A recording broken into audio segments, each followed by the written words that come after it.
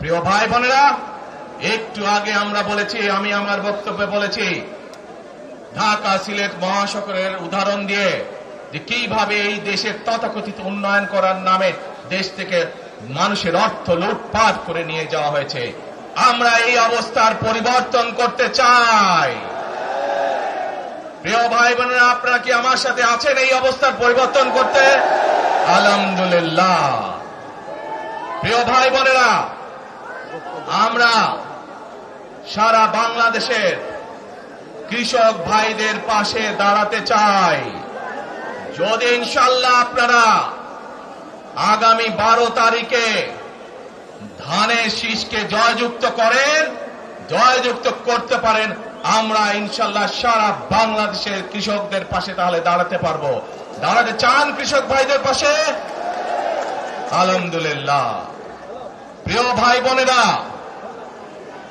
আমরা দেখেছি শহীদ রাষ্ট্রপতি জিয়াউর রহমানের সময় কিভাবে খাল খনন করা হয়েছিল সারা বাংলাদেশে, এবং সেই খাল খনন করার মাধ্যমে কৃষকদের সেচ সুবিধা সহ মানুষের পানির সমস্যার সমাধান হয়েছিল। জানেন আপনারা এটা? খাল খনন নিয়ে কে কে জানেন? কে খাল খননের কথা শুনেছেন? এই তো হাজারো মানুষ হাত তুলেছে। প্রিয় ভাই বোনেরা, বিএনপি ইনশাআল্লাহ 12 তারিখের ভোটে নির্বাচিত হলে আমরা আবার খাল খনন কর্মসূচি শুরু করতে চাই। কে সারা দেশে, সিলেটের বারামঞ্জ সারা দেশে খাল খনন শুরু করতে চাই? কারা কারা খাল খনন করতে চান? আলহামদুলিল্লাহ। আমরা দেশে খাল কাটবো, দেশের নদীতে পানি নিয়ে আসবো, খালে বিলে পানি নিয়ে আসবো। কেন? আপনাদের মনে আছে কয়েক বছর আগে কিভাবে ওই পাশ থেকে পানি ছেড়ে দেওয়া হয়েছিল, সারা সিলেট শহর ভেসে গিয়েছিল বন্যার পানিতে, মনে আছে? সেজন্যই আমরা বলেছি একটি কথা, আমরা দেখেছি গত 15-16 বছর কিভাবে এই দেশকে অন্য দেশের কাছে বন্ধক দিয়ে দেওয়া হয়েছিল। সেজন্যই আমি বলেছি, দিল্লি নয়, দিল্লি নয়, নয় অন্য কোন দেশ, সবার আগে বাংলাদেশ। প্রিয় ভাই বোনেরা, আমি আরেকটি কথা বলেছিলাম, যখন স্বৈরাচার এই দেশের মানুষের ঘাড়ে চেপে বসেছিল, সেই কথাটা ছিল টেক ব্যাক বাংলাদেশ। মনে আছে? জি, আমরা টেক ব্যাক বাংলাদেশের অর্ধেক পথে, হাফ পথে এসে দাঁড়িয়েছি, অর্ধেক পথে এসে দাঁড়িয়েছি। দেশকে আমরা স্বৈরাচার মুক্ত করেছি, আমরা গণতন্ত্রের প্রতিষ্ঠার যাত্রা শুরু করেছি। এখনো সেই যাত্রা শুরু হয়নি। 12 তারিখে ধানের শীষকে নির্বাচিত করার মাধ্যমে গণতন্ত্রের সেই যাত্রা শুরু হবে। টেক ব্যাক বাংলাদেশ মানে শুধু গণতন্ত্রই রক্ষা নয়, এর সাথে আরো কথা আছে। ওই যে বললাম খাল খনন, ওই যে বললাম কৃষক ভাইদের পাশে দাঁড়ানো, শুধু এখানেই থেমে থাকলে চলবে না। আমাদের দেশের জনসংখ্যার অর্ধেক হচ্ছে মা বোনেরা, অর্থাৎ নারী সমাজ। এই মা বোনদের কাছে আমরা নির্বাচিত, ইনশাআল্লাহ 12 তারিখে ধানের শীষ নির্বাচিত হলে আমরা তাদের কাছে তাদেরকে স্বাবলম্বী করে গড়ে তোলার জন্য, এখানে আপনাদের যাদের সংসার আছে জানেন, স্বামী স্ত্রী দুইজনে মিলে সংসার সুন্দর হয়, যাতে আমাদের মায়েরা আপনাদের পাশে, বোনেরা আপনাদের পাশে থেকে সংসারকে সচ্ছলভাবে গড়ে তুলতে পারেন। আমরা গ্রামে গ্রামে, শহরে শহরে সকল দুস্থ পরিবার যারা আছে, মধ্যবিত্ত, নিম্নবিত্ত সকল পরিবার কাছে ফ্যামিলি কার্ড পৌঁছে দিতে চাই। এই ফ্যামিলি কার্ডের মাধ্যমে আপনার পরিবার, আপনার মা বা আপনার স্ত্রী, আপনার বোনের মাধ্যমে আপনার পরিবার সহযোগিতা পাবে। কিন্তু এই ফ্যামিলি কার্ডকে যদি বাস্তবায়ন করতে হয় তাহলে কি করতে হবে? কি করতে হবে? ধানের শীষকে জয়যুক্ত করতে হবে। পারবেন ইনশাআল্লাহ।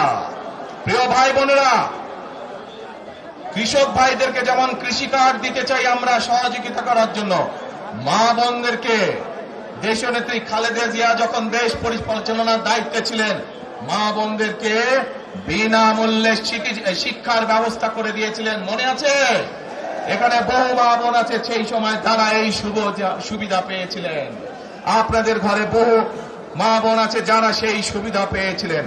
আজ সেই মা বোনদেরকে আমরা ফ্যামিলি কার্ডের মাধ্যমে খালেদা জিয়ার সরকার শিক্ষার সুযোগ করে দিয়েছিলেন। আপনাদের আগামী দিনের ধানের শীষের সরকার, বিএনপি সরকার সেই শিক্ষিত মা বোনদেরকে, সকল মা বোনদেরকে অর্থনৈতিকভাবে আমরা স্বাবলম্বী করে গড়ে তুলতে চাই। প্রিয় ভাই বোনেরা, আসেন এবার টেক ব্যাক বাংলাদেশের আরেকটি কাজ বাকি আছে। সেই কাজ হচ্ছে আমাদের দেশের লক্ষ লক্ষ যুবক যুবতী অর্থাৎ তরুণ সমাজের সদস্যরা, যুব সমাজের সদস্যরা, লক্ষ লক্ষ সদস্যরা বেকার হয়ে বসে আছেন, আছে না? এই বেকারদের জন্য আমরা কর্মসংস্থান তৈরি করতে চাই। সিলেটের মানুষ, অধিকাংশ মানুষ কোথায় যায়? লন্ডনে, তাই না? আরো অন্য দেশে যায়। কিন্তু এই যে মানুষগুলো যাচ্ছে, এই মানুষগুলোকে আমরা বিভিন্নভাবে ট্রেনিং দিতে চাই।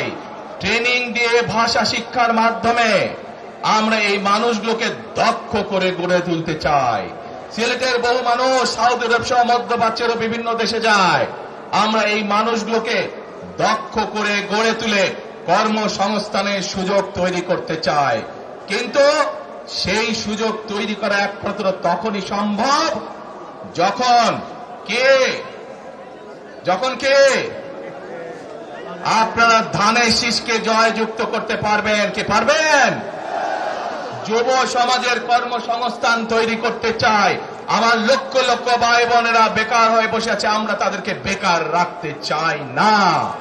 আমরা তাদের জন্য কাজের সংস্থান সৃষ্টি করতে চাই, কারণ তারা যাতে স্বাবলম্বী হতে পারে। তাদেরকে বিভিন্ন বিষয়ে ট্রেনিং দিয়ে আমরা দক্ষ শ্রমিক হিসেবে গড়ে তুলতে চাই, সেটি দেশের ভেতরে দেশের বাইরে, যাতে করে তারা কর্মসংস্থানের ব্যবস্থা করতে পারে। সরকার থেকে আমরা ইনশাআল্লাহ সেই ব্যবস্থা গ্রহণ করব, যাতে সেই দক্ষ মানুষকে সারা পৃথিবীতে আমরা ছড়িয়ে ছিটিয়ে দিতে পারি, যাতে করে তারা স্বাবলম্বী হয়ে নিজের পায়ে দাঁড়াতে পারে।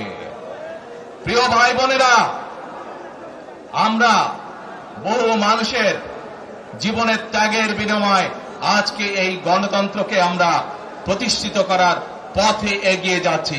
কিন্তু আমরা বিগত কিছুদিন ধরে খেয়াল করে দেখছি, বাংলাদেশের কোন মহল, এই দেশের ভেতরে কোন মহল ষড়যন্ত্রের চেষ্টা করছে। গত কয়েকদিন ধরে আপনারা দেখেছেন, পত্র পত্রিকায় এসেছে, বিভিন্ন সোশ্যাল মিডিয়াতে এসেছে, মধ্যপ্রাচ্য সহ বিভিন্ন দেশে পোস্টাল ব্যালট যেগুলো পাঠানো আছে সেগুলোকে কিভাবে ডাকাতি করা হয়েছে। ঠিক যারা এই দেশ থেকে পালিয়ে গেছে তারা যেভাবে আপনাদের ভোট ডাকাতি করেছিল, ঠিক একইভাবে আবার সেই ষড়যন্ত্র শুরু হয়েছে। দেখেছেন আপনারা? দেখেছেন? প্রিয় ভাই বোনেরা, সেই ষড়যন্ত্রের বিরুদ্ধে সজাগ থাকতে হবে। বিদেশে বসে তারা ষড়যন্ত্র করছে, একইভাবে আপনাদের আবার যে ইলিয়াস আলী, দিদার, জুনায়েদ সহ হাজারো মানুষের প্রাণের বিনিময়ে যে অধিকার আমরা অর্জন করেছি, 24-এ গণ আন্দোলনের, জনগণের আন্দোলনে এই সিলেট শহরে 13 জন আমাদের জীবন দান করেছে, 13টি প্রাণ ঝরে গিয়েছে আমাদের। প্রিয় ভাই বোনেরা, এই প্রাণগুলোর বিসর্জনের মাধ্যমে আমরা যেই অধিকার আদায়ের পথে নেমেছি, একটি কুচক্রী মহল এর এই ভেতরে ষড়যন্ত্র শুরু করে দিয়েছে। দেশের ভেতরেও তাদের ষড়যন্ত্র থেমে নেই। কিন্তু 2024 সালের 5ই আগস্ট এই বাংলাদেশের জনগণ প্রমাণ করে দিয়েছে যে বাংলাদেশের জনগণ ঐক্যবদ্ধ থাকলে, ঐক্যবদ্ধভাবে নেমে আসলে যে কোনো ষড়যন্ত্রকে বাংলাদেশের মানুষ প্রতিহত করতে পারে।